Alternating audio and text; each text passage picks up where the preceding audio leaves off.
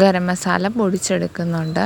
പിന്നെ വേണ്ടത് സവാള, ചെറിയ ഉള്ളി, പച്ചമുളക്, കറിവേപ്പില, ഇഞ്ചി, വെളുത്തുള്ളി. ഇത് കുറച്ച് സാധനങ്ങൾ ഞാൻ മിക്സിയിൽ അടിച്ചെടുക്കുന്നുണ്ട്. സവാള വഴന്ന് വരുമ്പോഴത്തേക്കും അതിലേക്ക് ചെറിയ ഉള്ളി ചേർത്ത് നന്നായിട്ട് വഴറ്റിയിട്ട് ഇഞ്ചി, പച്ചമുളക്, കറിവേപ്പില, വെളുത്തുള്ളി ഇതെല്ലാം കൂടി ചതച്ചത് ചേർത്തിട്ട് നന്നായിട്ട് മുരിച്ചെടുത്തിട്ടുണ്ട്.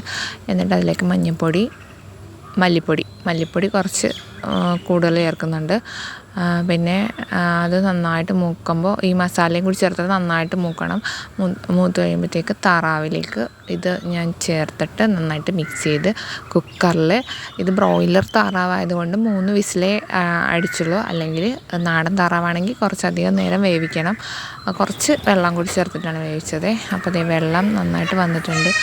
അത് വെള്ളം ഒന്നെങ്കിൽ കുക്കറിൽ തന്നെ വറ്റിച്ചെടുക്കാം. ഞാനിപ്പോൾ അത് ഒരു പാത്രത്തിലേക്ക് മാറ്റിയിട്ട് വറ്റിച്ചെടുത്തിട്ടുണ്ട്.